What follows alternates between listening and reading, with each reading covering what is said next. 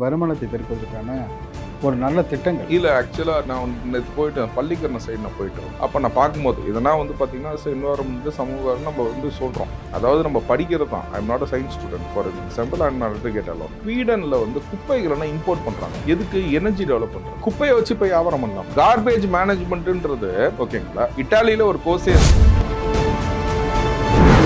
தண்ணி திறக்கணும். எல்லா ஸ்டெப்ஸையும் அதிரடியா எடுத்துட்டு இருக்காங்க. ஃபினான்ஸ் பட்ஜெட் போட்டுட்டு இருக்காங்க. ஓகேங்களா. பட்ஜெட் ஃபார்ம் ஆயிட்டு இருக்கு. இணங்கமா இருக்கிற ராகுல் காந்தி இருக்கிறதுனால பாத்தீங்கன்னா இப்ப ஜூன் மாசம் தண்ணி திறக்கிறது ரொம்ப சுலபமா இருக்கும். லஞ்சம் ஊழல் ரொம்ப ஊறி போய் கிடந்துச்சு. இப்போ அவங்க எல்லாமே they are giving a try again to Tamil Nadu. அதனால அப்படின்னு கேட்டிங்கன்னா மற்ற மாநிலத்துக்கு போகிற இன்வெஸ்ட்மெண்ட்ஸ் எல்லாமே நம்ம தமிழ்நாட்டுக்கு வரும். யூனிவர்சிட்டி ஓப்பன் பண்ண போறோம் அப்படின்னு சொல்லி ஃபர்ஸ்ட் அனௌன்ஸ் பண்ணியிருக்காரு. First government in India is Tamil Nadu. முதல்வர் விஜய் தான் பண்ணியிருக்காரு. அவர் presence will make a difference அப்படிங்கறத நான் இன்னைக்கு பதிவு செய்யறேன். இந்த நீங்க கட் பண்ணி வச்சுக்கோங்க. 2029 எலெக்ஷன்ல நீங்க சொல்லுவீங்க. ஏன்னா இதுக்கு முன்னாடி நாங்கள் தாவேகா ஜெயிக்கும் சொன்னப்ப எல்லாருமே சிரிச்சாங்க. இந்த சிஸ்டமா தமிழ்நாட்டிலையும் கொண்டு வரணும்னு சொல்லிட்டு நான் உங்க சேனல் வழியா முதல்வர் விஜய் அவர்களுக்கு பணிகொண்டுன்னு கேள்விப்பட்டேன். கிட்னி டிரான்ஸ்பிளான்ட் பண்ணுங்களேன். ஏன் அப்போலோ போய்த்து தான் கிட்னி டிரான்ஸ்பிளான்ட் பண்ணுறோம். அதுக்கு 1 கோடி ரூபாய் 2 கோடி ரூபான்னு கேட்குறாங்க ஒரு ஹாஸ்பிட்டலில். அப்படிங்கும் போது பிரைவேட் ஹாஸ்பிட்டலுக்கு பாதியாக கவர்மெண்ட் ஹாஸ்பிட்டல் செஞ்சிச்சு அப்படின்னா கவர்மெண்ட்க்கு அதுவும்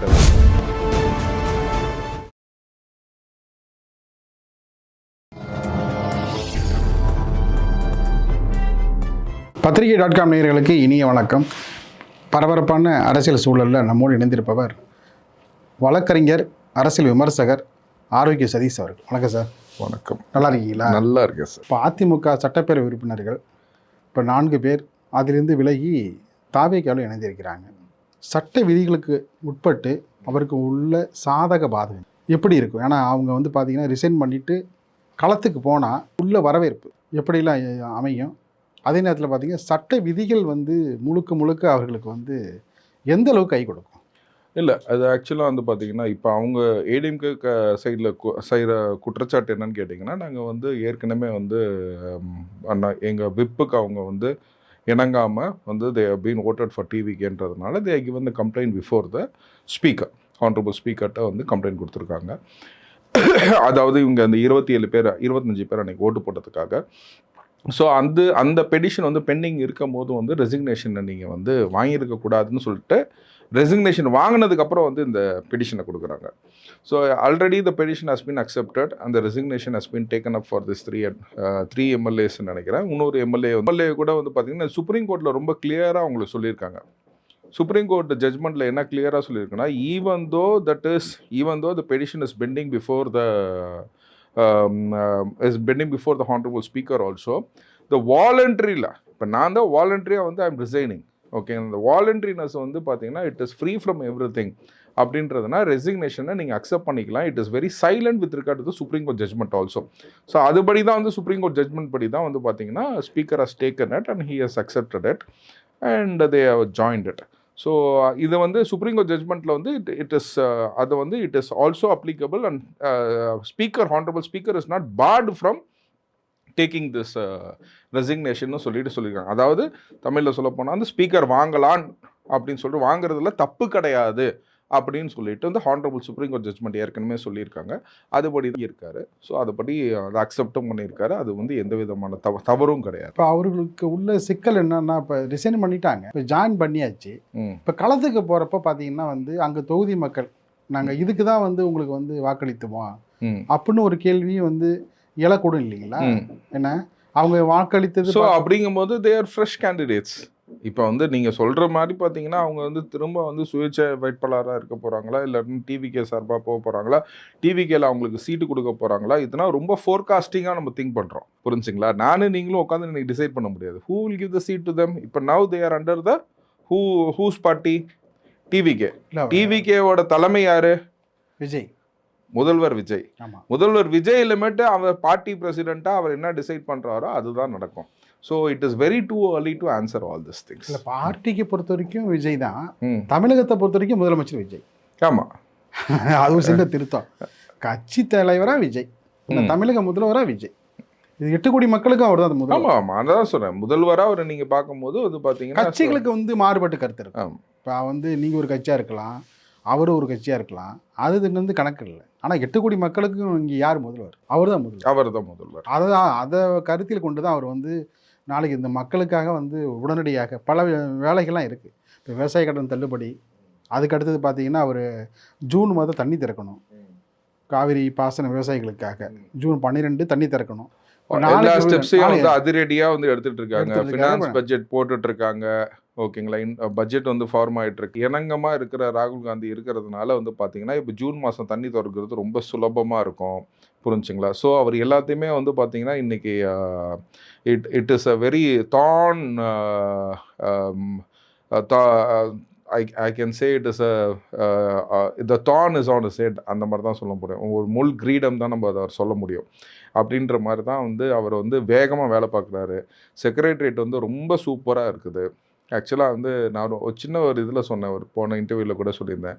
எய்த்தாப்பில் வந்து இந்த தேங்காய் மாங்காய் விற்கிறவங்க, மோர் விற்கிறவங்க கூட வந்து பார்த்திங்கன்னா செக்ரட்டரியேட்டுக்கு இவ்வளோ மக்கள் வந்து பார்த்துட்டு சந்தோஷமாக போகிறாங்க. எனக்கு ரொம்ப சந்தோஷமாக இருக்குது. சாமானிய மக்களுங்களே வந்து என்டர்டெயின் பண்ணுறாங்க செக்ரட்டரியேட்டில். முன்னாடி பணக்காரங்களுக்கு மட்டுமே தான் அனுமதி இருந்துச்சு. இப்போ வந்து சாமானியர்கள்லாம் வராங்க. அதே திருவிழா போல் இருக்குது செக்ரட்டரியேட்டை அப்படின்னு சொல்கிறது வந்து ரொம்ப சந்தோஷமாக இருக்குது. ஸோ மக்களின் இது நிறைய பிளான் பண்ணுறாரு. So he should have given a some period. மினிமமாக ரன்னிங் கவர்மெண்ட்டுக்கே வந்து பார்த்திங்கன்னா 6 months ஹனிமூன் பீரியட் இருக்கணும். அது ஆனால் இவருக்கு வந்து எனக்கு தெரிஞ்சு next we should give a breathing period of 2 yearsன்னு நினைக்கிறேன். 2 yearsல செஞ்சுக்கிட்டு இருக்காரு. இன்றைக்கி விவசாய கடன் தள்ளுபடி, இன்றைக்கி 10,72,200 கோடி லட்சம் கோடி கடன் இருக்க போதில் வந்து பார்த்திங்கன்னா இப்போ விவசாயத்துக்கும் வந்து தள்ளுபடி பண்ணது. இதை வந்து கடைசி எலெக்ஷன் அப்போ பண்ணாமல் முதல்ல வந்தவொடனே பண்ணுறாரு பார்த்தீங்களா? அந்த 11 லட்சம் கோடிக்கு வட்டியே 1 லட்சம் கோடி கட்டணும். ஆமாம். பார்த்தீங்கன்னா ஸோ அந்த மாதிரி சூழ்நிலையில் வந்து இப்போ இவர் எடுக்கிற ஸ்டெப்ஸை வந்து பார்த்திங்கன்னா மக்களை யோசித்து எல்லாத்தையும் எடுக்கிறாரு. கான்ட்ராக்டர்ஸ் எல்லாமே வந்து ரொம்ப நிம்மதி தெரிவிச்சிருக்காங்க. அதாவது பார்ட்டி ஃபண்டுக்குன்னு காசு கேட்பாங்க, மினிஸ்டர் காசு கேட்பாங்க, எம்எல்ஏ காசு கேட்பாங்க, செக்ரட்டரியில் காசு கேட்பாங்க, ஐஏஎஸ் ஆஃபீஸர் காசு கேட்பாங்க, செக்கு டிஸ்போஸ் பண்ணுறதுக்கு காசு கேட்பாங்க. இந்த மாதிரி வந்து பல காசு கேட்குற இடத்துல வந்து எதுவுமே நீங்கள் கொடுக்காதீங்கன்னு சொல்லி ஓப்பனாக அனௌன்ஸ் பண்ணியிருக்காரு. ஸோ இதனால் வந்து மக்களுக்கு வந்து ரொம்ப மகிழ்ச்சியில் இருக்கிறாங்க. எல்லா யூனியனுமே வந்து நன்றி சொல்லிகிட்டு இருக்கு. ஓகேங்களா, எல்லா யூனியனுமே வந்து நன்றி சொல்கிறது. அதாவது பொருளாதார இன்ஜினியரிங் அவங்க கான்ட்ராக்டர்ஸ் யூனியன் எல்லா யூனியனுமே நன்றி சொல்லுது. எல்லா கான்ட்ராக்டர்ஸுமே வந்து நன்றி சொல்கிறாங்க. ஸோ இது ஒரு நல்ல அரசாக நம்ம பார்க்க முடியுது. அன்னைக்கு பார்த்தீங்கன்னா ஒருத்தர் சொல்கிறாரு, அதாவது நாங்களாம் வந்து இதுக்கு முன்னாடி பல முறை நாங்கள் முயற்சி பண்ணோம். நாங்கள் தொழில் தொடங்குவதற்கு பல்வேறு விதமான கெடுபிடிக்கு மட்டும் இல்லை, நீங்கள் என்ன கொடுப்பீங்கன்னு கேட்டாங்க. நாங்கள் போய் அப்ளிகேஷன் கொடுத்தோம், எங்களுக்கு ஓகே வந்துருச்சு. நாங்கள் வந்து பார்த்தீங்கன்னா இப்போ ஏர்போர்ட் பக்கத்தில் இடம் பார்க்குறதா இல்லை வந்து கிளாம்பாக்கம் பஸ் ஸ்டாண்டில் பற்றி இடம் பார்க்குறதா, எங்களுக்கு அதுதான் இப்போ எந்த விதமான ஒரு பைசா கூட லஞ்சம் கொடுக்காம எங்கள் வந்து கிளியரன்ஸ் ஆகி வந்துருச்சு. தலைமைச் செயலாக நாங்கள் ரொம்ப ஈஸியாக போனோம் அப்படிங்க பேசினார். நான் கேட்டேன், நீங்கள் எங்கேருந்து போய் அவர் மீட் பண்ணீங்க அப்படின்னு கேட்டேன். எந்த நாட்டிலேருந்து போய் மீட் பண்ணீங்க? நாங்கள் வந்து வெஸ்ட் ஆப்பிரிக்காலேருந்து நான் தொடர்ந்து முயற்சி பண்ணுறோம், எங்களுக்கு இப்போ ஒரு நல்ல வாய்ப்பு கிடைச்சிருக்கு அப்படின்னு சொன்னார். இதே போல் பார்த்தீங்கன்னா இன்னும் வந்து பல்வேறு விதமான நாடுகள்லேருந்து பல்வேறு மாநிலங்கள்லேருந்து இங்கே வந்து அப்ரோச் பண்ணுறப்ப அவங்களுக்கு கிடைச்சிருக்கும் இல்லைங்களா? எண்ணற்ற தொழில்கள் வந்து செய்வதற்கான விருப்பத்தை வந்து தேர்வு பண்ணுற இடமா இப்போ சென்னை மாறி அதுக்கான சூழலை உருவாக்குறாங்க. புதிய அரசு வந்து அதுக்கான சூழலை உருவாக்குறாங்க. ரொம்ப கூடுதல் கவனமாக இருக்காங்க. அவர் இன்னொன்று சொன்னார், கடந்த முறை பார்த்தீங்கன்னா எல்லா ப்ராஜெக்டும் இதுக்கு போச்சு, ஆந்திரா போச்சு, கர்நாடகா போச்சு. ஆனால் இந்த முறை வந்து வர வாய்ப்புகளை அதை வந்து முதலமைச்சர் ரொம்ப உறுதிப்படாக இருக்கிறாரு, தீர்க்கமாக இருக்காரு அப்படின்னு அந்த வார்த்தை கூட சொன்னார். இதுலேருந்து உங்களுடைய பார்வை? இல்லை, கண்டிப்பாக இன்றைக்கி வந்து நிறைய சேலஞ்சஸ் அவருக்கு இருக்குது. ஸோ இன்வெஸ்டர்ஸ் மத்தியில் வந்து பார்த்திங்கன்னா இன்றைக்கி நமக்கு வர வேண்டிய கியா வந்து பக்கத்தில் அப்படியே ஆந்திராவுக்கு போச்சு. இந்த மாதிரி நிறைய நிறுவனம் ஆட்டோமொபைல் இண்டஸ்ட்ரி வந்து நம்ம தான் வந்து ஐகான் ஆஃப் இந்தியாவாக இருந்தோம்.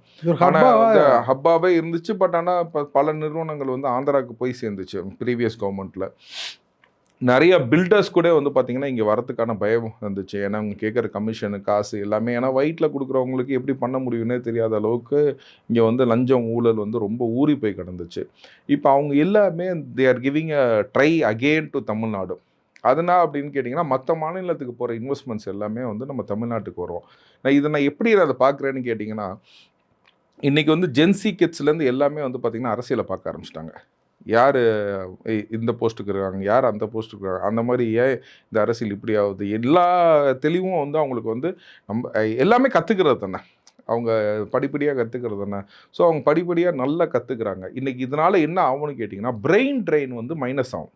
பிரெயின் ட்ரெயின் என்னென்னு கேட்டிங்கன்னா, இங்கே படித்து விட்டு போய் அமெரிக்காவில் வேலை பார்க்குறான் பார்த்தீங்களா, நம்ம மூளை வந்து அங்கே போகிறது தான் பிரெயின் ட்ரெயின்னு சொல்லுவோம். கார்ப்பரேட் இண்டஸ்ட்ரியில் நாங்கள் அதான் பிரெயின் ட்ரெயின்னு சொல்லுவோம்.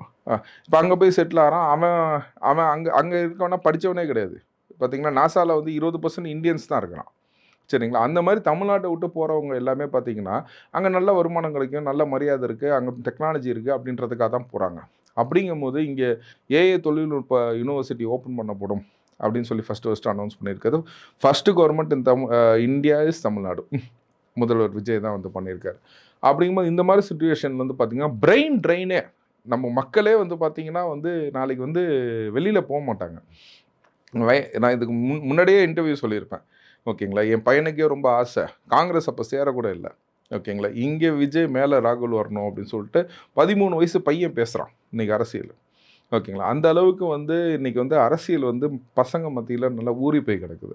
ஸோ அந்த மாதிரி ஒரு விஷயத்துக்கு வந்து பார்த்திங்கன்னா ஒரு நீங்கள் சொல்கிற மாதிரி வந்து தளபதி விஜய் அவர்கள் வந்து பார்த்திங்கன்னா முதல்வர் விஜயால் தளபதி விஜய் அவர்கள் வந்து இந்தியா கூட்டணிக்கு வந்து பெரும் ஒரு பெரிய சக்தியாக இருப்பார். எல்லா மாநிலத்திலையுமே வந்து அவரோட ப்ரெசன்ஸ் வந்து வில் மேக் அ டிஃப்ரென்ஸ். அவர் presence will make a difference அப்படிங்கிறத நான் இன்றைக்கி பதிவு செய்கிறேன். இதை நீங்கள் கட் பண்ணி வச்சுக்கோங்க. 2029 எலெக்ஷனில் இதே நீங்கள் சொல்லுவீங்க. ஏன்னா இதுக்கு முன்னாடி நாங்கள் தாவேகா ஜெயிக்கும்னு சொன்னப்போ எல்லாருமே சிரித்தாங்க. மிஞ்சி போனால் 10 சீட்டு வருவீங்க, மிஞ்சி போனால் 20 சீட்டு வருவீங்க, மிஞ்சி போனால் 15% ஓட்டு வாங்குவீங்க, மிஞ்சி போனால் 20% ஓட்டு வாங்குவீங்க அப்படின்னாங்க. இன்றைக்கி 35% சோலாக வாங்கியிருக்கு. எந்த கட்சியுமே தனி பெரும்பான்மையாக 35% இன்ன வரைக்கும் தமிழ்நாட்டில் வாங்கினது கிடையாது. பெரிய சாதனை. தனியாக வாங்கினது வந்து பார்த்திங்கன்னா வந்து தாவேகா தான் முதல் கட்சியாக வாங்கியிருக்கு. அதை நான் அதை பதிவு செய்கிறேன். தொடர்ந்து தக்க வைக்கணும். கண்டிப்பாக இது மக்களின் வெற்றியாக தான் பார்க்குறேன். இது விஜயின் வெற்றியோட வந்து பார்த்திங்கன்னா மக்களின் வெற்றியாக பார்க்குறேன்.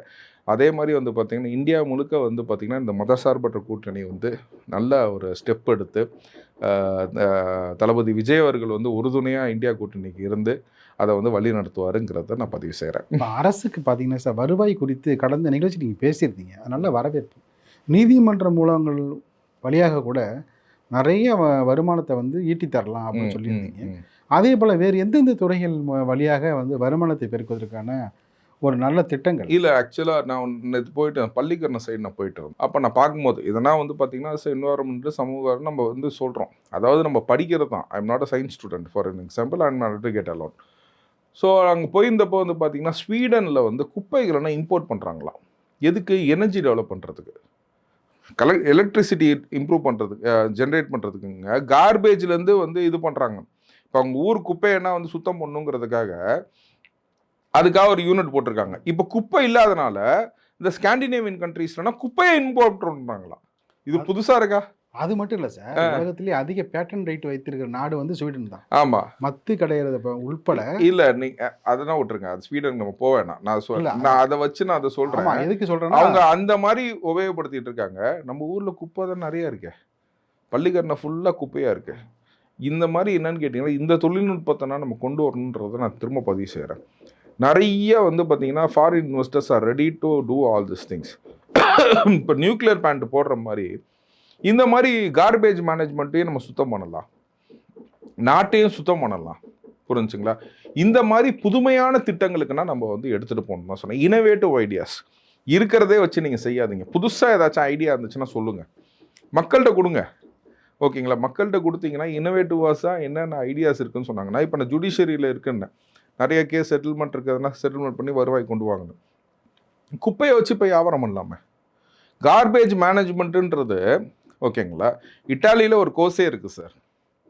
புரிஞ்சுங்களா? இட்டாலியில் ஒரு கோர்ஸே இருக்குது, கார்பேஜ் மேனேஜ்மெண்ட்னு ஒரு கோர்ஸே இருக்குது. ஒரு குப்பைக்குள்ள இருக்கிற பெரிய ஒரு இன்கம் கதையை சொல்கிறீங்க. ஆமாம், இல்லை to be very very frank என்னன்னு கேட்டிங்கன்னா நிறைய விஷயம் அந்த புது இது வேறுபாடு சார். இது என்னன்னு கேட்டிங்கன்னா இப்போ நம்ம வந்து எங்கெங்கன்னா ஸ்காலர்ஷிப்பு நாங்கள் படிக்கும் போதுனா வந்து பார்த்தீங்கன்னா எங்கெங்கன்னா ஸ்காலர்ஷிப் கிடைக்கும் என்ன அதனா கிடைக்கும் அப்படின்னு நான் வந்து ஐ காட் அப்போ வந்து பார்த்தீங்கன்னா இட்டாலியில் இப்போனா நிறைய ஸ்காலர்ஷிப் கிடைக்குது புரிஞ்சுங்களா. அப்போ வந்து நான் 2000 படிக்கும் போது பார்த்தீங்கன்னா ஸ்காலர்ஷிப் ரொம்ப கம்மி. ஓகேங்களா. அப்போ நான் ஸ்காலர்ஷிப் எழுதுனப்போ பார்த்தீங்கன்னா எனக்கு வந்து you are likely eligible for this. ஏன்னா நான் வந்து என்ன எல்எல்எம் படிக்கணும்னு நினச்சேன்.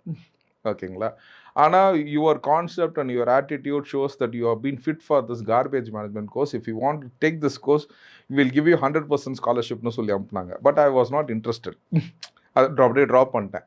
ஓகேங்களா. அதுக்கப்புறம் வந்து பார்த்தீங்கன்னா அது கார்பேஜ் மேனேஜ்மெண்ட்டை பற்றி நம்ம யோசித்து படிக்கும் போது பார்த்தீங்கன்னா ஸ்வீடனில் எப்படி பண்ணியிருக்காங்க, ஸ்காண்டினேவியன் கண்ட்ரீஸில் எப்படி பண்ணியிருக்காங்க, நார்வேயில் எப்படி பண்ணியிருக்காங்க.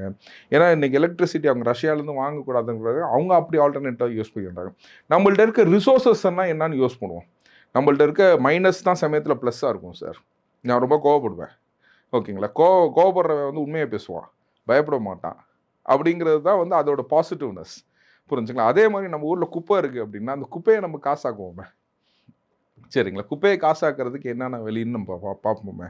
அந்த மாதிரி விஷயத்தனா வந்து இன்னோவேட்டிவாக கவர்மெண்ட் ஸ்டெப்ஸ் எடுத்துச்சுன்னா பிபிபிம்பாங்க, பப்ளிக் ப்ரைவேட் பார்ட்னர்ஷிப்ஸ். இப்போ நம்ம நிறைய இடத்துல வந்து பார்த்திங்கன்னா பிபிபியை வந்துருச்சு. அந்த மாதிரி இதில் வந்து பார்த்திங்கன்னா if you give a call to any of this countries. இந்த தமிழ்நாட்டில் ஒன்று ஆசைப்படுறது என்னன்னு கேட்டிங்கன்னா இந்த இன்வெஸ்ட்மெண்ட் கொண்டு வரதுக்கு வந்து பார்த்திங்கன்னா நிறைய ரெப்ரசன்டேட்டிவ்ஸ் நீங்கள் நியமிக்கணுங்கிற. அதாவது கவர்மெண்ட் அஃபீஷியல்ஸ் மட்டுமே ரெப்ரசன்டேட்டிவ்ஸாக இல்லாமல் ஓகேங்களா நிறைய ரெப்ரசன்டேட்டிவ்ஸ் நீங்கள் நியமிச்சிங்க அப்படின்னா so that we can go and bring some business also from outside. இப்போ ஒரு கம்பெனிக்கு வரோம் சார், ஒரு ஃபாரின் டைரக்ட் இன்வெஸ்ட்மெண்ட்டு நாங்கள் வரோம். இப்போ நாங்கள் வந்து அக்ரிமெண்ட்னா போட்டு இங்கே இன்வெஸ்ட் பண்ணணும், இது பண்ணணும், அது பண்ணணும். இது சிங்கிள் டோர் சிஸ்டம் வந்து பார்த்திங்கன்னா ஏன் அப்படி சிங்கிள் டோர் சிஸ்டம்க்கு ஃபஸ்ட்டு கொண்டு வரணும். குஜராத்தில் அது இருக்குது. What ever it is. எனக்கு பிடிக்காத ஒரு கட்சி அப்படின்னா பிஜேபி. புரிஞ்சுங்களா. ஆனால் வந்து பார்த்திங்கன்னா அவங்க சிஸ்டமுங்கிறது சிங்கிள் டோர் சிஸ்டமுங்கிறது என்னென்னா ஒரே ஒரு அப்ளிகேஷன். எனக்கு லேண்டு ஓகேங்களா, எலக்ட்ரிசிட்டி, பர்மிஷன்னு எல்லாமே ஒரே இடத்துல வந்துடும். So I went to Dubai also. துபாயிலே வந்து பார்த்திங்கன்னா சிங்கிள் விண்டோ தான். நீங்கள் அங்கே நேராக போனீங்கன்னா நான் வந்து 2 நாள் வச்சுருந்தேன். துபாயில் போய் 2 நாள் நான் செலவு பண்ணணும்னு சொல்லி வச்சுருந்தேன் அந்த நேரத்தை. அங்கே போனேன். எனக்கு 1/2 மணி நேரத்தில் ஒருத்தர் சொன்னார், இதுனா தான் ரெஸ்பான்சிபிள் சார். இங்கேருந்து ஒரு சாஃப்ட்வேர் சிஸ்டமாக அங்கே விற்கிறதுக்காக போகிறோம். புரிஞ்சுங்களா. I was a legal attorney. I set that I don't know anything about it. Sir you come and verify சார்னு சொன்னாங்க. அதுக்காக எனக்கு ஒரு 2 நாள் டைம் கொடுத்தாங்க. அங்கே போனால் எனக்கு 1/2 hour ஒரு விண்டோ சிஸ்டம் ஓப்பன் பண்ணி கிளியராக காட்டினாங்க. This what is required.